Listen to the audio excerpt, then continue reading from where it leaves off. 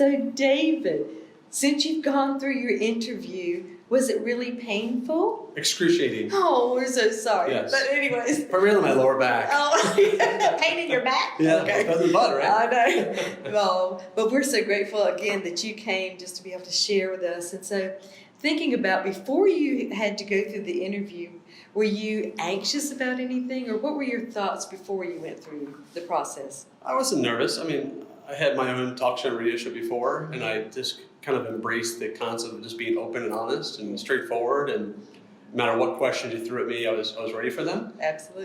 You're actually more prepared than I was, in which you actually give the interviewee a list of questions you're going to ask, so those that need that preparation can handle it. I think as an entrepreneur, life is full of questions that you don't see coming. Yes. You're not necessarily prepared for when you wake up that morning to handle the situation. So I think just being an entrepreneur, the interview becomes just part of your daily routine. It's like going with the flow. You go with the flow. You go with the flow. Right. You get nothing to hide, so nothing to be nervous about. Yeah. Just be honest and open, and I think that's what helps the viewers connect, is when they feel like you are a genuine person. Absolutely. And when we were doing the interview, I just sort of made a mistake and mentioned your 7 children instead of your 6 children. My wife probably is gasping. She's watching this as well. She's just going, I didn't know about that. Right. 7th child, but having... You have 6, the 7th could just be around the house somewhere. You just never know. Except for when it's their birthday. That's true.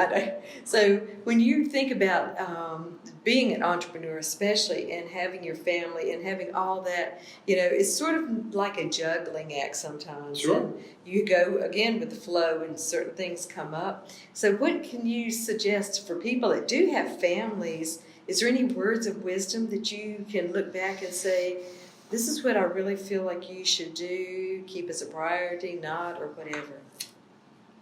Words of wisdom would be a tough choice of words, because I think when kids grow up in an entrepreneur family, they tend to, I'm not sure the word appreciation is the right word, but they tend to understand that they can't just have whatever they want, that there are ups and downs of the business, that your time will be scarce sometimes and open other times. Correct. I think it's good for them to learn that when you work hard, you can play hard. I think they understand that if they want something, it's okay for them to work for it as well. My first job was when I was 14 years old, and it's because my dad said, if you want something, go get a job. And I've always been the advocate of, hey, while you're in school, I want you to focus on school and sports, and that's your number one priority.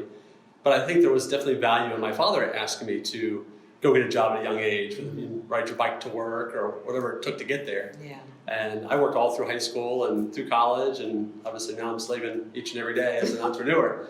But now I'm working for something I enjoy versus just working. And I think when the kids are young, if they can have a small little business, whether it be a lemonade stand, or like my Bella who makes crafts with mom, or cut the grass for the neighbor. Right. Yes. And actually my son and daughter, my son's just turned 13, my daughter's now 10, they just started a pet service business. I don't know if anyone's ever going to hire them, but the fact they took the initiative to make little flyers and talk about picking up dog poop and taking dogs for a walk, because we're all busy. The most valuable commodity we have in 2019 and beyond will be our time. It will be. So if we can help some of these families that have pets that don't get enough time walking and out in the fresh air, and my kids can provide a service at a reasonable price. I assume it's a reasonable price. I didn't look at their business plan. Yes.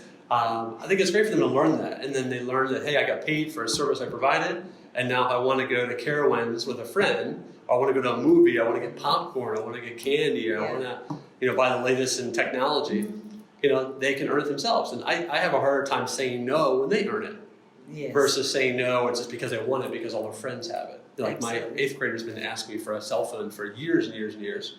And our rule's always been you have to wait until 8th grade. Well, nowadays kids are getting them in 6th grade. Oh my gosh. Even younger, I'm sure. I know, it is. Well, I think it's fantastic that you are training your children to know what an entrepreneurial family looks like, and it is. It's teamwork. Right. It really is, and not everybody's going to be happy all the time. That's exactly right. And I think even the car for my 7-year-old, he's like, "What are you buy me a car?"